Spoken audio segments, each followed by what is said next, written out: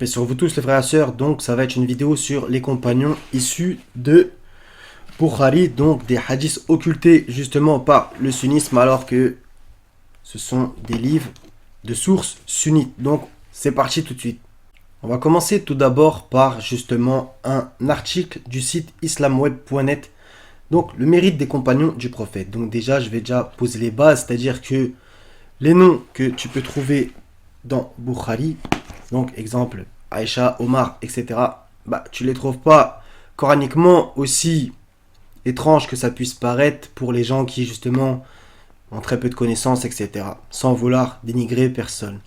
Hormis par exemple Zaïd que tu peux retrouver dans la sourate numéro 33, d'accord?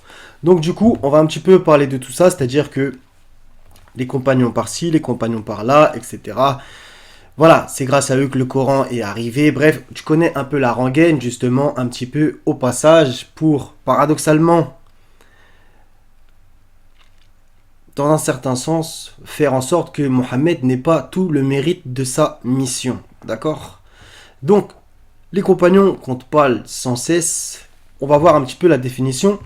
Donc, selon Ibn Hajar, il définit le compagnon comme étant, je cite, une personne qui a rencontré le prophète, a cru en lui, qui est morte musulmane, même s'il a apostasié, puis est revenu dans l'islam. Définition assez spéciale.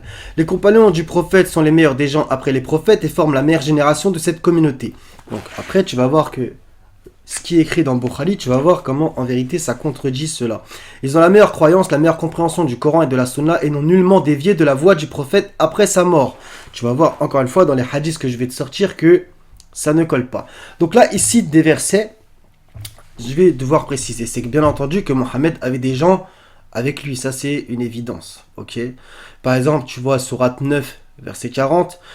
Et d'autres endroits où c'est d'une évidence claire qu'il avait des gens autour de lui. Des bons comme des mauvais. Il faut aussi le souligner. Et j'ai envie de dire, c'est comme l'humanité tout entière. Il y a des gens bien, des gens de mal. D'accord ? Exemple aussi comme Jésus et ses apôtres. Et parmi ses apôtres, il y avait Judas. D'accord? Un démon.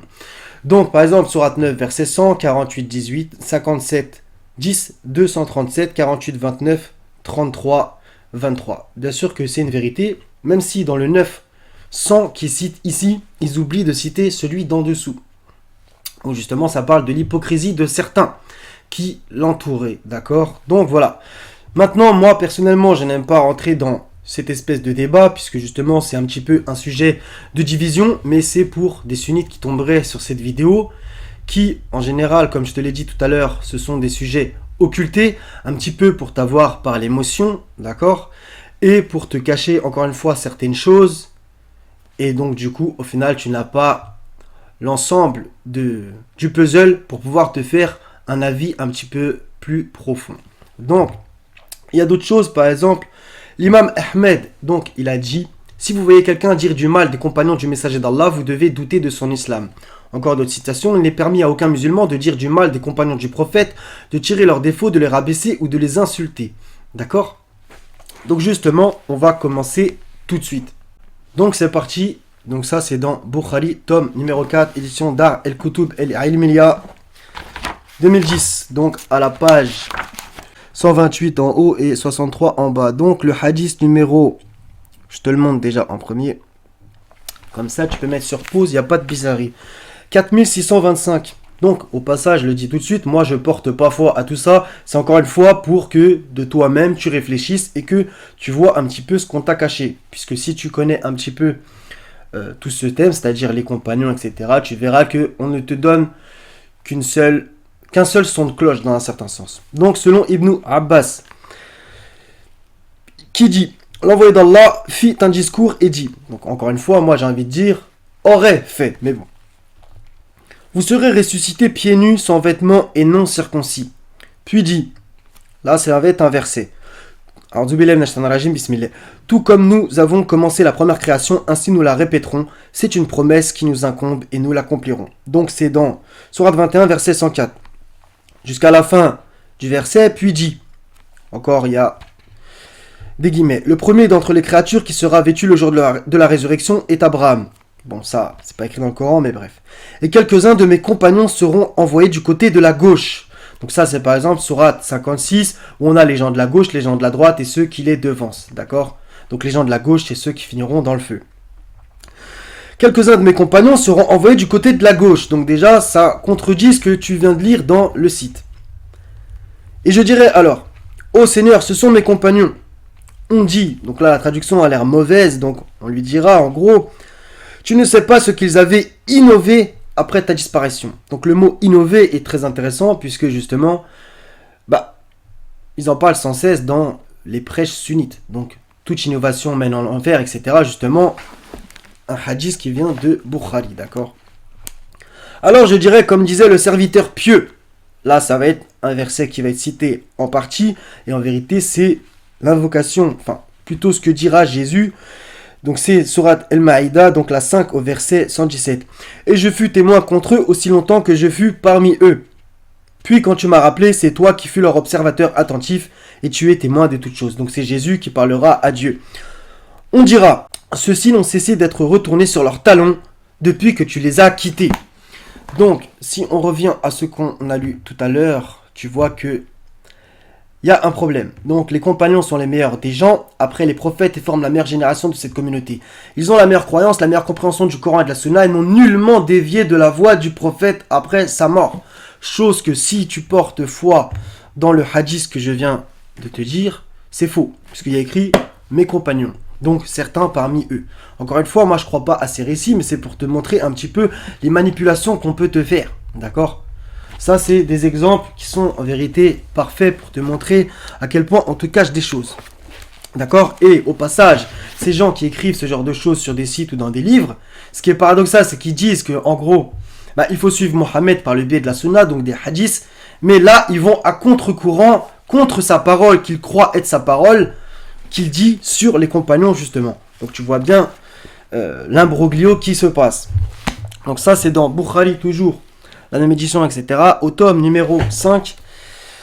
Comme je t'ai dit encore une fois, il y a écrit 184 en bas et tu vois en haut de toute façon. Donc je te l'avance un petit peu. C'est le 6326.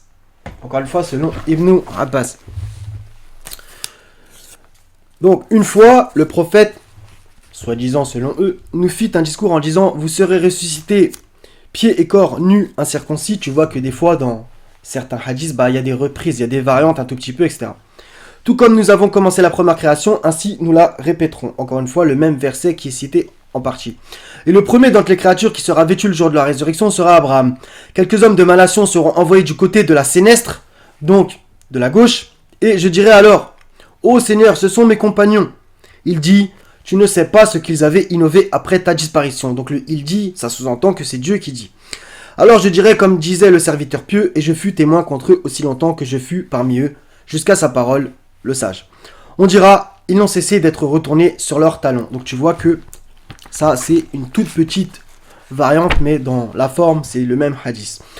Là ça va être un autre qui va être, où tu vas apprendre un petit peu d'autres choses. Donc ça c'est à la page 196 ou là-haut, je sais pas comment on écrit, 394, et c'est le hadith numéro 6576 que je te mets à l'écran. D'accord, j'espère que tu as mis sur pause, comme ça il n'y a pas de bizarrerie.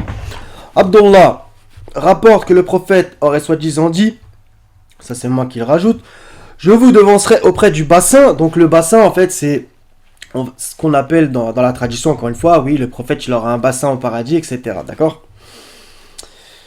Je vous devancerai auprès du bassin et on me montrera certains d'entre vous avant qu'ils ne seront traînés loin de moi.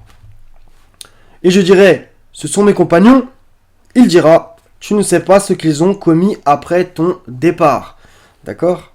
Donc vous voyez un petit peu. Et le hadith juste au-dessus, Abdullah dit, le prophète aurait dit, patientez jusqu'à ce que vous me rencontriez près du bassin. Encore une fois, on va se terminer par ces petits hadiths-là. Donc, page 340 ou 682. Ouais, je sais, faut être précis, sinon les gens, ils sont bizarres. Donc, tu le vois un petit peu là, ce que j'ai souligné. En vert, 7048, 49, 50 et 51 que j'ai souligné, mais je pense que je vais que les lire les deux là-haut. Donc, Asma rapporte que le prophète aurait dit, je resterai Purée, c'est mal traduit. Du bassin, bon, au bassin, à attendre ceux qui viendront à moi. On se saisira de quelques gens qui seront près de moi. D'accord? Quelques. Alors je dirai, ils font partie de ma nation. Tu ne sais pas, me dira-t-il, ce qu'ils ont fait après toi. Ils sont revenus sur leurs pas. Et justement, je l'avais mis d'ailleurs au passage sur le côté comme tu le vois, 344. Donc voilà, celui qui retourne sur ses talons ne nuira en rien à Dieu. Ibn Abi Molaïka dit: Ô Allah, nous nous réfugions auprès de toi contre le fait que nous revenions sur nos pas ou que nous soyons poussés à la tentation. Le 49.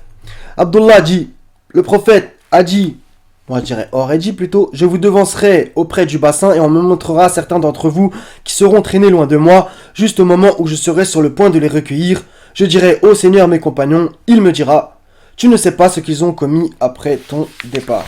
D'accord? Et dans le 7050 et 51 que tu vois ici, si tu veux, tu mets sur pause si tu veux le lire. Mais c'est la phrase qui est à la page d'après qui est intéressante. Donc, Abu Saïd al-Khudri, là-haut en jaune, rapporte ce rajout. Mais ils sont de moi. On dit, mais tu ne sais pas ce qu'ils ont innové après ton départ. On revient encore à cette notion d'innovation.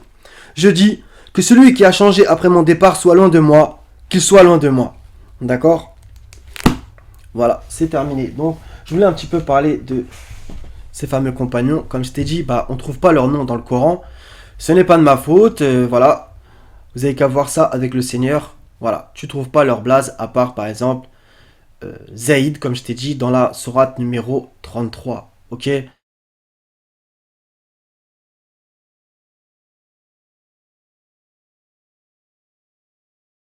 Donc maintenant, bien sûr, encore une fois, je te le répète, c'est évident que Mohammed, il avait des gens autour de lui, comme tu l'as vu tout à l'heure. Les références qu'ils ont citées sur le site, elles sont justes ou en partie justes selon ton interprétation. Voilà, maintenant, c'est à savoir que, voilà, c'est la nature humaine, il y a des gens bien, des gens mauvais qui entourent même les prophètes. Justement, relire Sourate 25, le verset 30 et juste les versets au-dessus.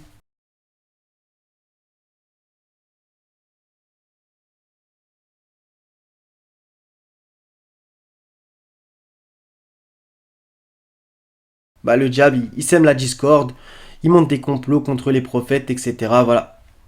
C'est, dans un certain sens, une tradition du diable, voilà, que il y a des prophètes, des envoyés, et il veut créer le chaos autour d'eux. Donc il y a des gens bien que le Seigneur lui envoie autour de ce prophète, comme à tous les autres, mais aussi autour, il y a toujours des gens mauvais. Ce que justement le sunnisme n'ose pas reconnaître, n'arrive pas à reconnaître, même si certains le font, il faut aussi le dire. Et voilà, ils font passer tous les gens qui étaient autour de lui comme des gens parfaits dans toute la perfection, justement, comme tu as pu un peu le lire. Voilà, donc, que la paix soit sur les envoyés et louange au Seigneur des mondes. Et voilà, ce sont des histoires anciennes, encore une fois, moi j'y porte pas foi à tous ces hadiths, mais il faut aussi les sortir pour les gens qui sont encore un petit peu empêtrés là-dedans, ou qui sont dans le début, ou qui n'ont pas ces connaissances et qui pourront avoir certains arguments. J'espère que ça sera ton cas. Voilà, j'invite tous les sunnites à revenir au Coran, et voilà, au final tu verras que on t'a beaucoup menti, beaucoup caché de choses, et les cachotiers, tu te doutes bien que s'ils te cachent, c'est que voilà, ils ont des choses à cacher, et donc c'est rarement bon signe. Le Seigneur, lui, ne se gêne point de dire la vérité. Soyez tous bénis et en paix, les frères et sœurs. À la prochaine si Dieu veut. Paix sur vous tous.